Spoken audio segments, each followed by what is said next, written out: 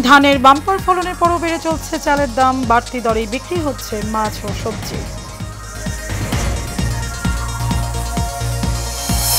যে কোনো মূল্যে সীমান্ত হত্যা বন্ধের অঙ্গীকার নাহিদ ইসলামের, অবৈধ পুশিন বন্ধের আহ্বান।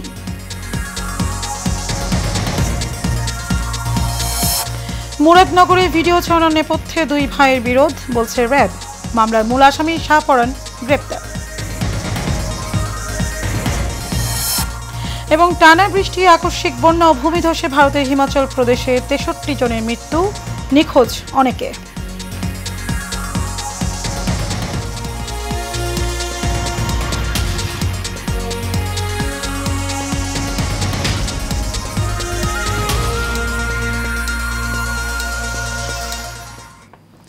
স্বাগত এশিয়ান নিউজে, আপনাদের সাথে আছে আমি মারিয়া মিকো। এতক্ষণ শুনছিলেন বিআরবি কেবল ইন্ডাস্ট্রিজ লিমিটেড সংবাদ শিরোনাম। চলে যাব পুরো সংবাদে। সব ধরনের সবজির দাম কিছুটা বৃদ্ধি পেয়েছে। বেগুন, টমেটো ও শসার মূল্য সপ্তাহের ব্যবধানে বেড়েছে ২০ থেকে ৩০ টাকা। চালের বাজার মারাত্মক অস্থির হয়ে উঠেছে। কেজি প্রতি মোটা চিকন সব চালই বেড়েছে ৬ থেকে ৬০ টাকা। এতে ভোক্তা পর্যায়ে অসন্তোষ দেখা দিয়েছে। বিস্তারিত ওয়ালিদ সিদ্দিকের রিপোর্ট। ভরা মৌসুমেও বাজারে সব ধরনের চালের দাম বেড়েছে। এ নিয়ে সাধারণ ব্যবসায়ীরা বলছেন, একটি চক্র কারসাজি করে বাড়াচ্ছে চালের দাম। ৩-৪ দিন থেকে দামটা বাড়তে বাড়তে এখন ৭৮ টাকা হয়ে গেছে। দেখা যায় পার বস্তা আমার ৩৫০ টাকা বেশি। সব ধরনের সবজির দামে ঊর্ধ্বগতি লক্ষ্য করা গেছে। বিশেষ করে বেগুন ও টমেটোর মূল্য বেড়েছে অস্বাভাবিকভাবে। সব সবজি ১০ টাকা, ২০ টাকা, ৩০ টাকা দাম বাড়ছে। কথা বুঝছেন? যেমন আজকে কাঁচামরিচ আপনার ১ কেজিতে ২০ টাকা বেড়ে গেছে। টমেটো ইন্ডিয়ানটা ১৪০-১৫০ টাকা। বেগুন হইলো ৮০ টাকা কেজি, ১০০ টাকা কেজি। লাম্বাটা ৮০, গোলটা ১০০, করলা ৮০ টাকা। আবার কিছু কিছু যেমন টমেটো, এটা তো এখন সিজন ছাড়া, বুঝছেন, এটার দামটা একটু বেশি। সবজির দামটা একটু বেশি। মাছে ভাতে বাঙালি হলেও সেই মাছ কেনার সামর্থ্য নেই নিম্ন আয়ের মানুষের। রুই ও কাতল মাছ সহ সব ধরনের মাছের দামই কিছুটা বেড়েছে। ইলিশ মাছের দাম সাধারণ মানুষের নাগালের বাইরে। প্রতি কেজি ইলিশের দাম বাজার ভেদে ২৪০০ থেকে ২৮০০ টাকা। ১ কেজি ওজনের মাছ ২৫০০ টাকা কেজি। হ্যাঁ, ১ কেজি ওজনের। আর ১ কেজির উপরে হইলে আপনি ২৮০০, ২৭০০, ৩০০০ উপরে আছে ১.৫ কেজি হইলে। ইলিশ মাছ আমার মনে হয় এটা বাংলাদেশ থেকে বিলুপ্ত হয়ে যায় কিনা এটাই প্রশ্ন। কারণ ২৮০০ টাকা ইলিশ মাছের কেজি হাঁকে, তো বুঝতেই পারছেন এর কি অবস্থা। ব্রয়লার ও লেয়ার মুরগির দাম স্বাভাবিক রয়েছে। প্রতি কেজি ব্রয়লার ১৬০ আর লেয়ার মুরগির জন্য গুনতে হবে ৩০০ টাকা। মুরগি গত সপ্তাহে এই সপ্তাহে একটু বেশি। ব্রয়লার ১৬০ টাকা কেজি চলতেছে আজকে। সোনালি চলতেছে আপনার ৩০০ টাকা, আর দেশি চলতেছে ৫০০-৫৫০ টাকা। বাজার ভেদে প্রতি কেজি গরুর মাংস ৮০০ থেকে ৮৫০ টাকায় পাওয়া যাচ্ছে, আর খাসির মাংস ১১০০ টাকায়। Walid Siddiqui, Asian television, Dhaka. যে কোনো মূল্যে সীমান্ত হত্যা বন্ধ করবেন বলে জানিয়েছেন জাতীয় নাগরিক পার্টির আহ্বায়ক নাহিদ ইসলাম। তিনি বলেন, এটা হাসিনার বাংলাদেশ নয়, এটা ছাত্র জনতার বাংলাদেশ। ঠাকুরগাঁও সীমান্তে বাংলাদেশিদের নির্বিচারে গুলি করা, হত্যা করা হচ্ছে, অবৈধভাবে একের পর এক পুশিন করা হচ্ছে। এসব বন্ধ করা হবে। আজ শুক্রবার সকালে ঠাকুরগাঁওয়ের পুরাতন বাসস্ট্যান্ডে গোল চত্বরে জুলাই পদযাত্রার শুরুতে এসব কথা বলেন তিনি। নাহিদ বলেন, জুলাই আগস্টে ঠাকুরগাঁওয়ে প্রতিরোধ গড়ে উঠেছিল। নতুন দেশ গঠনে সারা দেশে কর্মসূচি চলছে। এ সময় উত্তরাঞ্চলের মুখ্য সংগঠক সার্জিস আলম, দক্ষিণাঞ্চলের মুখ্য সংগঠক হাসনাত আবদুল্লাহ, সিনিয়র যুগ্ম সদস্য সচিব ডাক্তার তাসনিম জারা, মুখ্য সমন্বয়ক নাসিরউদ্দিন পাটোয়ারি সহ কেন্দ্রীয় নেতারা উপস্থিত ছিলেন। সীমান্তরক্ষী বাহিনী বাংলাদেশের নাগরিকদের নির্বিচারে গুলি করে হত্যা করে, বাংলাদেশের মানুষের মানবাধিকার হরণ করে, এবং ইতিমধ্যে সাম্প্রতিক সময় আমরা দেখি যে ভারতের যারা মুসলিম রয়েছে তাদেরকে অবৈধ অভিবাসী বলে বাংলাদেশে পুশিন করার চেষ্টা করা হয়। আমরা হুঁশিয়ারি দিতে চাই, এটা হাসিনার বাংলাদেশ নয়, এটা গণঅভ্যুত্থান পরে ছাত্র জনতার বাংলাদেশ। বাংলাদেশ পন্থীদের হাতেই বাংলাদেশ চলবে। ফলে এই সীমান্ত হত্যা যে কোনো মূল্যে আমরা বন্ধ করব। আজকে যারা সরকারে আছে তারা কোনো রাজনৈতিক সরকার না। আবু সাইদের রক্তে গড়া আন্দোলনের সুফলে আজকে তারা দেশ শাসন করছে বলে মন্তব্য করেছেন বাংলাদেশ জামায়াতে ইসলামের সাবেক secretary general ATM Azharul Islam. সকালে রংপুরের পীরগঞ্জের শহীদ আবু সাঈদের কবর জিয়ারত শেষে এসব কথা বলেন তিনি। এ সময় উপস্থিত ছিলেন জামায়াতের সহকারী সেক্রেটারি জেনারেল আব্দুল হালিম, ইসলামী ছাত্র শিবিরের সাবেক কেন্দ্রীয় সভাপতি দেলোয়ার হোসেন সহ আরও অনেকে। শহীদ আবু সাঈদ সহ রংপুরের 8 জন শহীদের সকল হত্যার বিচার এবং ফ্যাসিস্টদের বিচার, সুষ্ঠু ও নিরপেক্ষ নির্বাচনের লেভেল প্লেয়িং ফিল্ড তৈরি সহ নানা দাবিতে আজ বিকেলে রংপুর জেলা স্কুল মাঠে জামায়াতে ইসলামীর উদ্যোগেও জনসভা অনুষ্ঠিত হবে। সরকার তো কোনো রাজনৈতিক সরকার না, আবু সাঈদের রক্তের গলা আন্দোলনের সুফল যেটা, তারাই আজকে দেশ শাসন করতেছে। অর্থাৎ তাদের দায়িত্ব সবচেয়ে বেশি, যাতে করে তারা সরকারিভাবে যারা আবু সাঈদ সহ হাজার হাজার আমাদের এই আন্দোলনের শহীদ হয়ে দেশকে মুক্ত করেছেন তাদের সবার পাশে দাঁড়ানো। কুমিল্লার চাঞ্চল্যকর মুরাদনগরের সংখ্যালঘু নারীকে ধর্ষণকাণ্ড ও বিবস্ত্র করে নির্যাতনের ঘটনার মূল হোতা শাহপরানকে গ্রেফতার করেছে র্যাব। এ তথ্য নিশ্চিত করেছেন র্যাব 11 অধিনায়ক lieutenant colonel HM Sajjad Hossain. আজ দুপুরে রাজধানীর কারওয়ান বাজারে র্যাবের মিডিয়া সেন্টারে এক সংবাদ সম্মেলনে তিনি এ তথ্য প্রকাশ করেন।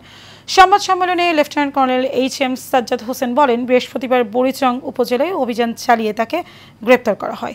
শাহপরান ধর্ষণ মামলার মূল আসামি ফজর আলীর ছোট ভাই এবং ওই নারীকে নির্যাতনের মূল হোতা। তিনি বলেন, ঘটনার পর থেকে আত্মগোপনে ছিলেন শাহপরান। তার কাছে ধর্ষণের ঘটনার ছবি ও ভিডিও সহ অনেক গুরুত্বপূর্ণ তথ্য পাওয়া গেছে। যে একজন নারীকে বিবস্ত্র করে সেটাকে সোশ্যাল মিডিয়ায় পাবলিশ করে দেওয়া, সেই ঘটনায় রেপিস্ট ধরা পড়লেও যে মব সৃষ্টির যে কারিগর, যে প্রধান উস্কানিদাতা এবং পরিকল্পনাকারী, সে ছিল ধরাছোঁয়ার বাইরেই। এটার একটা রহস্য আমরা উদ্ঘাটন করেছি। আপনাদের বিভিন্ন ইলেকট্রনিক অ্যান্ড প্রিন্ট মিডিয়াতেও এটাতে এসেছে যে এই মব সৃষ্টিকারী যারা, তারা এখনও ধরাছোঁয়ার বাইরে। সে লক্ষ্যে আমরা র্যাব আমাদের কাজ শুরু করি এবং আমাদের গোয়েন্দা তৎপরতা বৃদ্ধি করি। এবং তারই প্রেক্ষিতে গতকাল আমরা এই মব সৃষ্টির যে উস্কানিদাতা বা পরিকল্পনাকারী, তাকে আমরা গতকাল অ্যারেস্ট করতে সক্ষম হই। পাবনার সাথিয়া উপজেলার বাসুর পাথর বোঝাই ট্রাকের সংঘর্ষে 3 জনের মৃত্যু হয়েছে। এই ঘটনায় আহত হয়েছে আরও 10 জন। ভোর 5:30টার দিকে পাবনা ঢাকা মহাসড়কের পূর্ব বনগ্রাম এলাকায় এই ঘটনা ঘটে। পুলিশ জানায়, পাবনা এক্সপ্রেস নামের যাত্রীবাহী একটি বাস ভোর 5:30টার দিকে পাবনা ঢাকা মহাসড়কের পূর্ব বনগ্রাম এলাকায় পৌঁছলে বিপরীত দিক থেকে আসা পাথর বোঝাই ট্রাকের সাথে সংঘর্ষের ঘটনা ঘটে। এতে ঘটনাস্থলেই 3 জনের মৃত্যু হয়, আহত হয় অন্তত 10 জন। নিহতদের মধ্যে 2 জনের পরিচয় পাওয়া গেছে।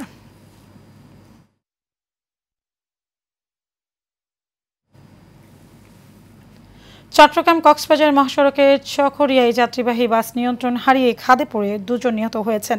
এ ঘটনায় আহত হয়েছেন আরও 6 জন।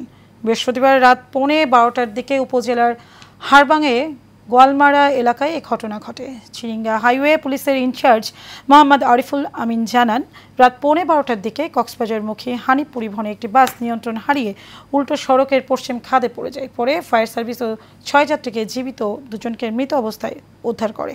পরে আহতদের স্থানীয় হাসপাতালে ভর্তি করা হয়।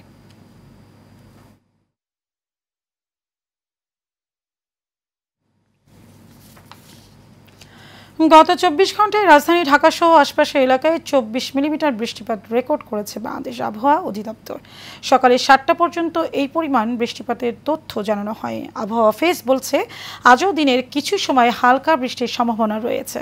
বাতাসের গতি প্রকৃতি সম্পর্কে পূর্বাভাসে বলা হয়েছে, আজ দক্ষিণ অথবা দক্ষিণ পূর্ব দিক থেকে ঘন্টায় 10 থেকে 15 কিলোমিটার বেগে বাতাস প্রবাহিত হতে পারে। আর আজ সকাল 6টায় ঢাকার তাপমাত্রা ছিল 26 ডিগ্রি সেলসিয়াস। বাতাসে আর্দ্রতার পরিমাণ ছিল 98%। গতকাল ঢাকায় সর্বোচ্চ তাপমাত্রা ছিল 32.5 ডিগ্রি সেলসিয়াস এবং আজকের সর্বনিম্ন তাপমাত্রা 25.8 ডিগ্রি সেলসিয়াস রেকর্ড করা হয়েছে।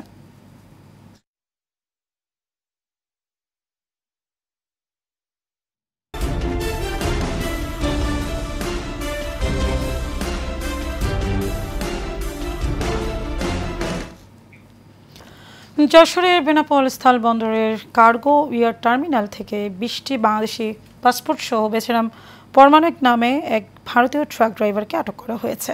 গেল রাত 11টার দিকে তাকে আটক করে বন্দরে আনসার সদস্যরা। উদ্ধার হওয়া পাসপোর্টগুলোতে সার্বিয়ার ভিসা লাগানো হয়েছে। আটক বেচারাম পারমাণবিক জানায় ভারতে বনগাঁ শহরের একটি কুরিয়ার সার্ভিস থেকে পাসপোর্টগুলো নেওয়া হয় 10,000 টাকা চুক্তিতে বেনাপোল বন্দরে রাজ্জাক নামে এক ব্যক্তির নিকট দেওয়ার জন্য।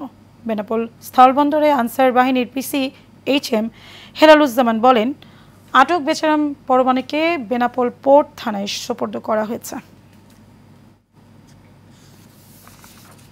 বিএনপির জাতীয় নির্বাহী কমিটির vice chairman advocate Ahmed Azam Khan বলেছেন, হাইব্রিড বাংলাদেশের অগ্রযাত্রাকে যেমন ব্যাহত করেছে, বিএনপি হাইব্রিড সম্পর্কে অত্যন্ত সচেতন। হাইব্রিড বিএনপিতে জায়গা পাবে না। তবে বাসাইলে সনাতন ধর্মীয় নেতাকর্মীদের সাথে শুভেচ্ছা বিনিময় অনুষ্ঠানে যোগ দিতে এসে সাংবাদিকদের একথা বলেন তিনি। এ সময় উপস্থিত ছিলেন হিন্দু, বৌদ্ধ, খ্রিস্টান ঐক্য পরিষদের বাসাইল উপজেলা শাখার সভাপতি নিখিল কুমার রতন, উপজেলা পূজা উদযাপন কমিটির সভাপতি গৌরাঙ্গ মোহন সরকার, সাধারণ সম্পাদক স্বপন কুমার, হিন্দু কল্যাণ পরিষদের সাধারণ সম্পাদক ভোজন কুমার বিশ্বাস সহ অনেকে।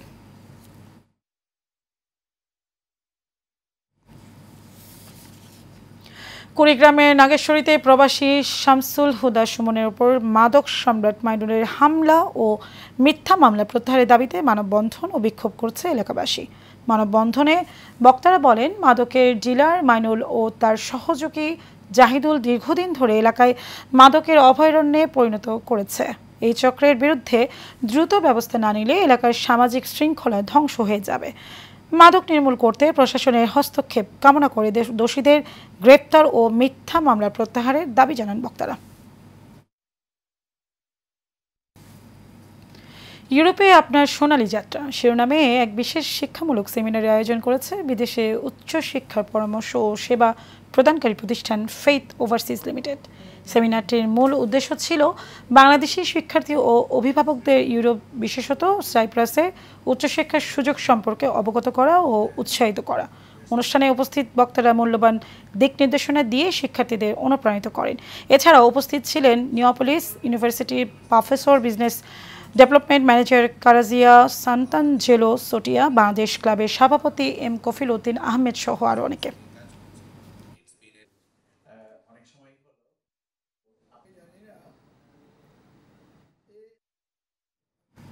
শেষ করবো এশিয়া নিউজ, তার আগে বিআরবি কেবল ইন্ডাস্ট্রিজ লিমিটেড সংবাদ শিরোনাম জানাবো আরও একবার।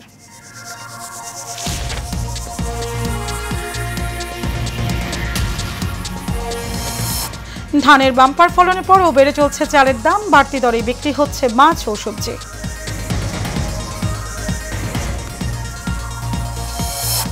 যে কোনো মূল্যে সীমান্ত হত্যা বন্ধের অঙ্গীকার নাহিদ ইসলামের, অবৈধ পশ্চিম বন্ধের আহ্বান।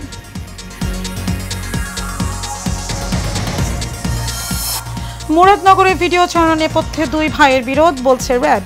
মামলার মূল আসামি শাহপরান গ্রেপ্তার। এবং টানা বৃষ্টি, আকস্মিক বন্যা ও ভূমিধসে ভারতে হিমাচল প্রদেশের 63 জনের মৃত্যু, নিখোঁজ অনেকে।